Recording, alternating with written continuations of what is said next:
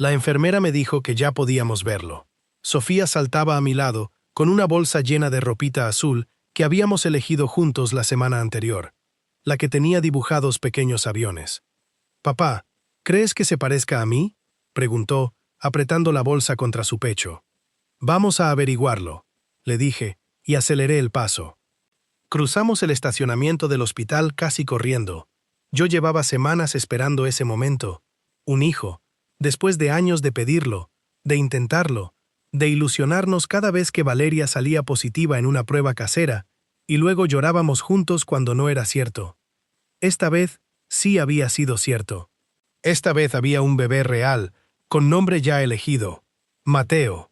Vi a Valeria de pie junto a la entrada principal, todavía con la bata del hospital puesta, una manta sobre los hombros. No estaba sola. Rodrigo estaba a su lado, mi mejor amigo desde la universidad, el padrino de bautizo de Sofía, el hombre que me ayudó a levantar la empresa cuando yo apenas tenía un camión y una libreta de contabilidad hecha a mano. Pensé que había ido a acompañarla porque yo no llegaba a tiempo. Pensé muchas cosas en los 3 segundos que tardé en cruzar la distancia que nos separaba. «¿Qué haces aquí?», le pregunté a él, casi como saludo. Valeria no dejó que respondiera. Me miró con una calma que no reconocí, la misma calma con la que revisaba las facturas de la empresa cada viernes. «Este no es tu hijo, Daniel», dijo. «Es de Rodrigo. Pasó durante tu viaje a Monterrey. No gritó, no lloró. Lo dijo como quien informa un resultado de laboratorio». Sofía, que no entendió una sola palabra de lo que eso significaba, tiró de mi mano. «Papá, ¿ya podemos conocerlo?», preguntó, levantando la bolsa de ropa azul. Nadie le respondió. Miré a Rodrigo. Él no dijo nada, ni una disculpa, ni una excusa, ni siquiera la decencia de sostenerme la mirada. Miraba el piso del estacionamiento, como si ahí hubiera algo más interesante que 15 años de amistad. Sentí que algo dentro de mí quería explotar. Quería gritarle a Valeria, empujar a Rodrigo contra la pared, hacer una escena que todo el hospital recordara. Pero bajé la vista y vi a Sofía, esperando todavía una respuesta, sosteniendo un regalo para un hermano que en ese momento dejó de ser mi hijo sin que ella lo supiera. Así que no grité. Tomé a mi hija de la mano, le dije que su hermanito estaba durmiendo y que lo veríamos otro día, y caminé de regreso al auto. Ella no hizo más preguntas, solo se quedó callada todo el camino, mirando por la ventana con la bolsa de ropa azul todavía en las piernas. Yo tampoco dije nada. Pero esa misma noche, después de acostarla, entré a mi oficina, abrí la computadora y empecé a revisar algo que llevaba tiempo posponiendo: los registros financieros de la empresa que Valeria administraba desde hacía 3 años. No sabía todavía lo que iba a encontrar. Solo sabía que necesitaba entender exactamente qué me habían quitado. Esa noche no dormí. Me quedé frente a la pantalla revisando carpetas que llevaban meses sin abrir. Facturas, transferencias, contratos de clientes. Valeria manejaba esa parte del negocio desde que Sofía era una bebé, cuando yo apenas podía con las rutas de los camiones, y ella se ofreció a encargarse de los números. Confié. Nunca revisé con detalle. Lo primero que me llamó la atención fue una transferencia mensual a una cuenta que no reconocía. Monto pequeño, casi invisible entre cientos de movimientos, pero se repetía, exacta, cada 15 del mes, desde hacía casi un año. Anoté el nombre del banco, no dije nada todavía, no tenía pruebas suficientes, solo una sospecha que se sumaba a otra sospecha. A la mañana siguiente, Sofía bajó a desayunar más callada de lo normal. Se sentó, movió el cereal con la cuchara sin comer y preguntó: «Papá, ¿yo hice algo malo?». «No, mi amor. ¿Por qué preguntas eso?». «Porque mamá dijo que Mateo no es mi hermano de verdad. Y yo le compré ropa. A lo mejor no debí comprarle nada». Sentí que se me cerraba la garganta. Le dije que ella no había hecho absolutamente nada mal, que a veces los adultos se equivocan, y eso no tiene nada que ver con los niños. Ella asintió, pero no volvió a tocar el cereal.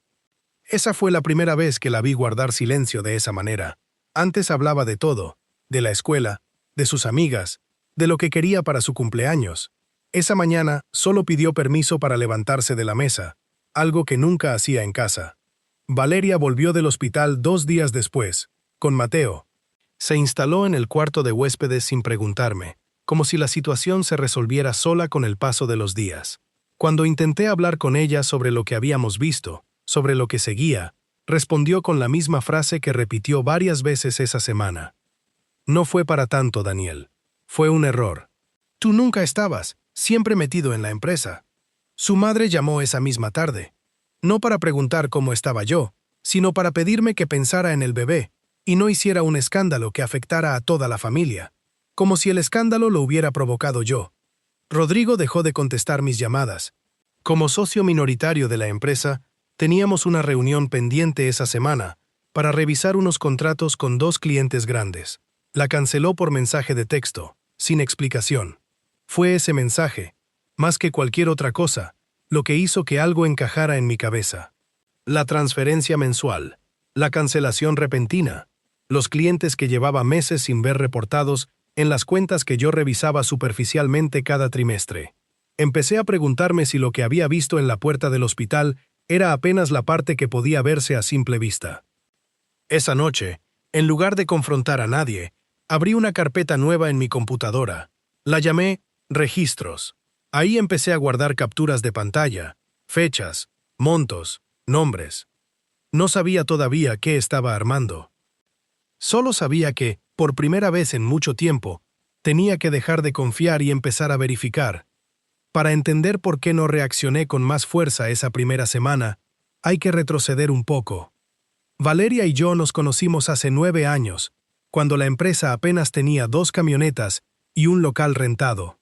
Ella trabajaba en un despacho contable y me ayudó, al principio como favor, a ordenar mis primeras facturas.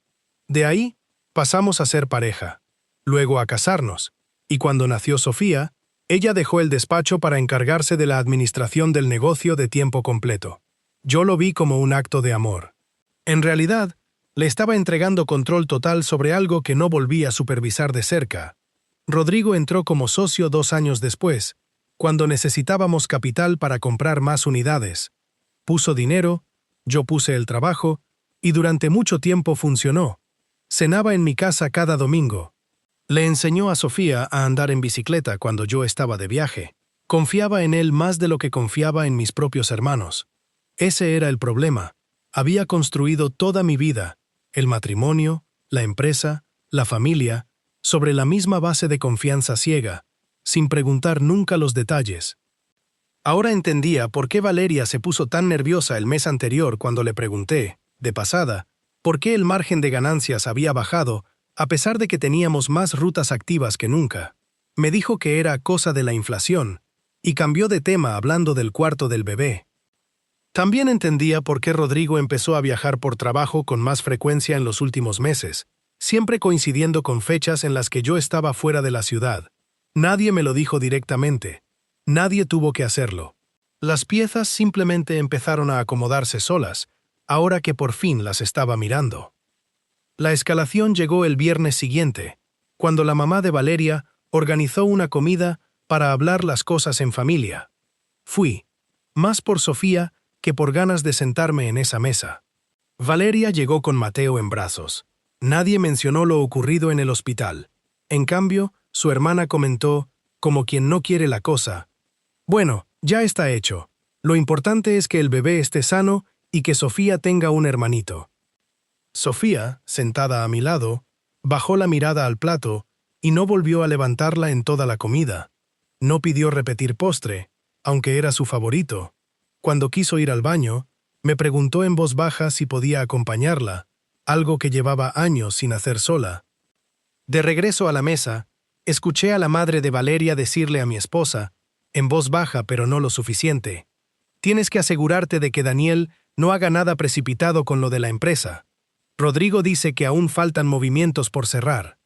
No supe en el momento qué significaba exactamente esa frase, pero la anoté, mentalmente, junto a las transferencias, junto a los clientes desaparecidos, junto a las reuniones canceladas. Esa noche, cuando llegamos a casa, Sofía se durmió con la puerta abierta, algo que no hacía desde que tenía 3 años. Me quedé un rato en el pasillo, mirándola dormir, antes de volver a mi oficina. La carpeta Registros ya tenía 11 documentos. Esa noche agregué 2 más. Tardé casi 3 semanas en juntar lo suficiente. No fue un proceso dramático. Fue lento, metódico, aburrido incluso. Pedirle al banco un historial completo de movimientos con la excusa de una auditoría fiscal. Hablar con Marta, la recepcionista de uno de nuestros clientes más antiguos, que me confirmó, sin saber por qué preguntaba, que llevaban meses tratando directamente con el señor Rodrigo y ya no con la empresa. Nos dijo que ahora manejaban los envíos por una empresa nueva, más rápida, me explicó Marta. Pensamos que ustedes lo sabían. No lo sabíamos. Yo no lo sabía. Busqué el registro de esa empresa nueva. Se llamaba Transcarga del Norte. Estaba a nombre de un primo de Rodrigo, pero el número de contacto registrado era el mismo celular que yo tenía guardado en mi teléfono desde hacía 10 años bajo el nombre Rodrigo, socio. La transferencia mensual que había encontrado la primera noche no era un pago aislado. Era parte de un patrón. Dinero que salía de nuestra cuenta operativa hacia una cuenta personal de Valeria, que después aparecía, en montos distintos, como aportación de capital en los registros de Transcarga del Norte. No era solo una infidelidad, era un desvío sistemático de clientes y dinero, construido durante meses, usando la confianza que yo les había dado a ambos. Lo confirmé con un contador independiente, alguien que no tenía relación con Valeria ni con la empresa. Él fue quien me dijo la frase que más se me quedó grabada. Esto no se hace en una noche, Daniel. Esto se planeó. Ese fue el momento en que dejé de pensar en lo ocurrido en el hospital como un impulso, una pasión mal manejada durante un viaje. Empecé a verlo como lo que probablemente era, la parte visible de algo mucho más grande, que llevaba tiempo construyéndose en silencio, justo debajo de mi propia empresa. Reuní todo.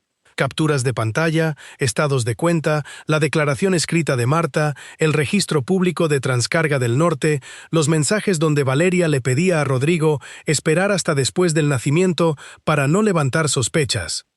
No fui con un abogado agresivo, de esos que amenazan por teléfono.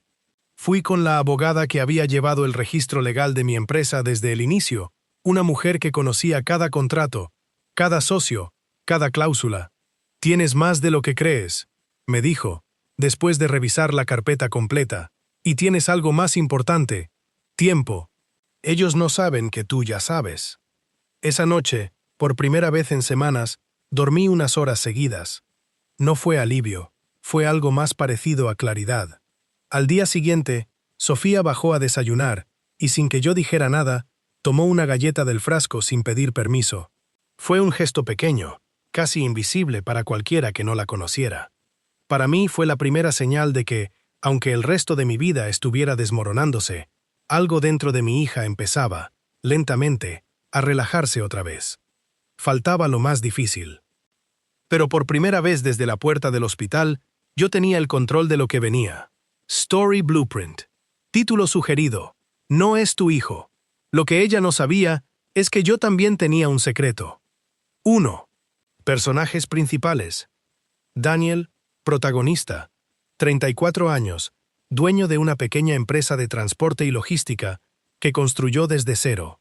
Calmado, observador, meticuloso con los números. Sofía, personaje vulnerable, hija de Daniel, 8 años. Llevaba meses ilusionada con ser hermana mayor. Valeria, antagonista principal, esposa de Daniel, 31 años. Encargada de la administración y las finanzas de la empresa familiar.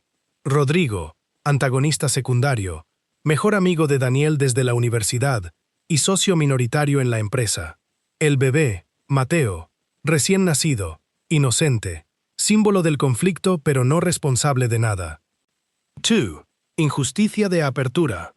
En la puerta del hospital, con Sofía sosteniendo un regalo para su hermanito, Valeria confiesa con total calma que el bebé es de Rodrigo. Sofía no entiende, solo pregunta si puede conocer a su hermano. Daniel no grita, se da la vuelta y se va. 3. Conflicto familiar central.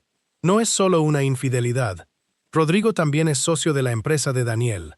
La traición ocurre en 2 frentes que Daniel aún no conecta: el matrimonio y el negocio. 4. Apuestas emocionales. Sofía deja de hablar de su hermanito. Empieza a preguntar si hizo algo mal. Daniel debe decidir cómo proteger a su hija sin usarla como arma, mientras descubre hasta dónde llega la traición. 5. Primer gran misterio. ¿Por qué Valeria lo confesó justo ese día, en ese lugar, de forma tan fría? ¿Fue impulso o cálculo? 6. Escalación. Valeria minimiza lo ocurrido. No fue para tanto, tú nunca estabas. La familia de Valeria presiona a Daniel para que piense en el bebé y no haga un escándalo. Rodrigo empieza a evitar reuniones de la empresa. Daniel nota movimientos extraños en las cuentas. 7. Evidencia/palanca. Daniel revisa discretamente los registros financieros de la empresa, a los que tiene acceso como dueño, y encuentra transferencias irregulares. También guarda mensajes y testigos, recepción del hotel, un empleado, que confirman la relación desde antes de lo que Valeria admitió. 8. Primera reversal. Daniel presenta la evidencia de la infidelidad y logra que un juez le otorgue custodia principal de Sofía y condiciones favorables en el proceso. Valeria y su familia se quedan sin argumentos para victimizarse. 9. Segunda gran revelación, distinta a la primera. Daniel descubre que Rodrigo llevaba meses registrando una empresa paralela con clientes desviados de la compañía original, y que Valeria, desde administración, alteraba facturas para cubrir el desvío. La aventura no fue solo pasional, fue la tapadera de un plan para quedarse con la cartera de clientes de Daniel. 10. Cambio de poder. Cuando Daniel confronta a Rodrigo con los documentos, los papeles se invierten. Ahora son ellos quienes necesitan que Daniel no denuncie el fraude ante los inversionistas y clientes. Empiezan a llamarlo, a buscar, a hablar como familia. 11. Consecuencias. Los clientes se enteran del desvío y regresan a la empresa de Daniel. La empresa paralela de Rodrigo colapsa por falta de credibilidad. La familia de Valeria, que antes presionaba a Daniel, ahora guarda silencio. Valeria pierde el respaldo económico que esperaba tener. 12. Final de sanación. Daniel no rechaza a Mateo. Decide que el bebé no tiene culpa de nada y mantiene una relación distante pero humana con él a través de acuerdos legales claros. Sofía vuelve a sonreír en las cenas familiares. 13. Callback emocional final. Al inicio, Sofía cargaba un regalo para un hermano que nunca conocería como pensaba. Al final, en una escena sencilla, Sofía le regala un dibujo a su papá diciendo, «Ya no necesito un hermano, te tengo a ti», cerrando el círculo sin necesidad de explicarlo. La noticia se esparció rápido, como siempre pasa en las familias donde nadie sabe guardar un silencio ajeno. Para el fin de semana, la madre de Valeria ya estaba llamando a Daniel con un tono que mezclaba lástima fingida y advertencia. «Sé que estás dolido, pero piensa en el bebé, Daniel. Mateo no tiene la culpa de nada. No puedes hacer un escándalo que después no se pueda arreglar». Daniel no había hecho ningún escándalo. No había gritado, no había publicado nada, no había llamado a nadie fuera de su círculo más cercano. Pero ya lo estaban tratando como si fuera el problema, no la consecuencia. Valeria, por su parte, había cambiado de estrategia. Ya no evitaba el tema. Lo abordaba con una frialdad que a Daniel le resultaba casi más hiriente que la culpa.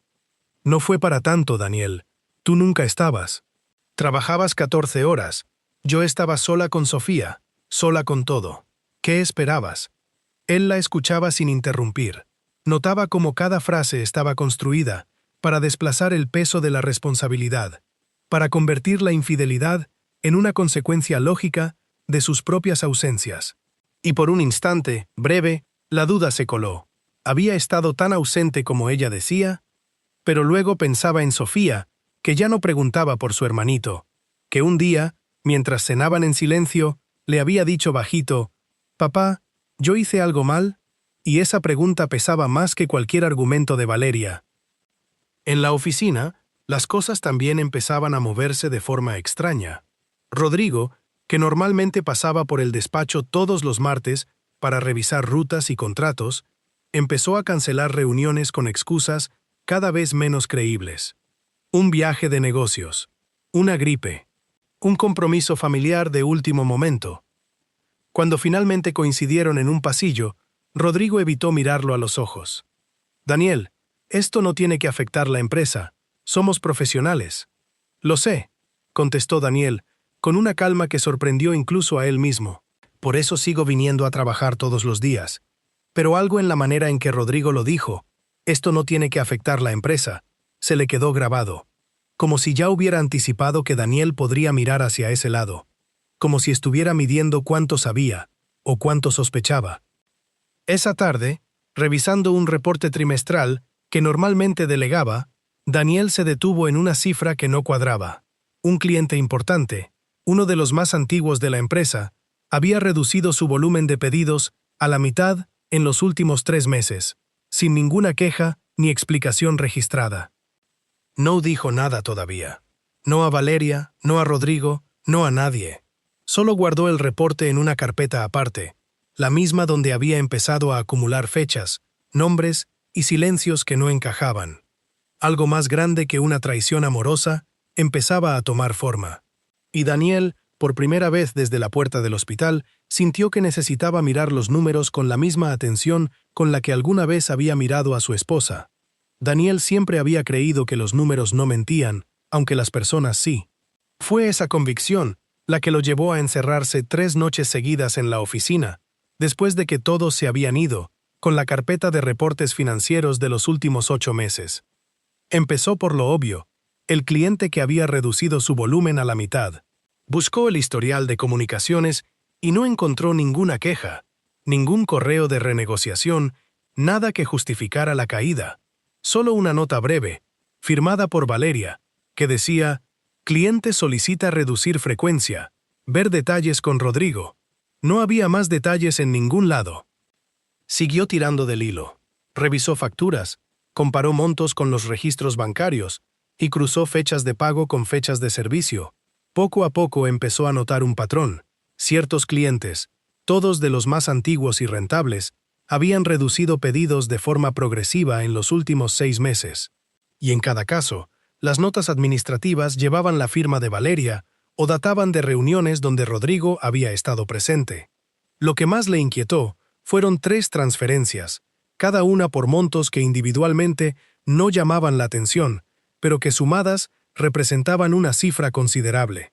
Todas dirigidas a una cuenta a nombre de una empresa que Daniel no reconocía. Logística Integral RM. Buscó el registro público y encontró que había sido constituida 5 meses atrás.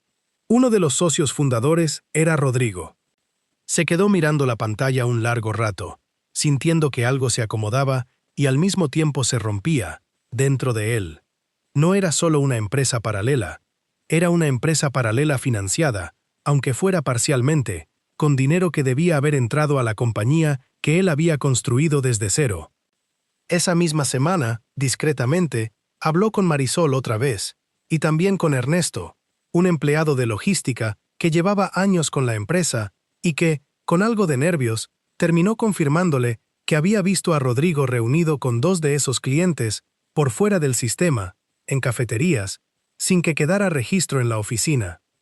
Guardó todo: capturas de pantalla, copias de las transferencias, la fecha de constitución de la empresa paralela, el testimonio breve de Ernesto y el registro del hotel que Marisol finalmente le confirmó, con fecha de 9 meses atrás, 2 meses antes de lo que Valeria había admitido que la relación había comenzado. No sintió el impulso de confrontar a nadie todavía.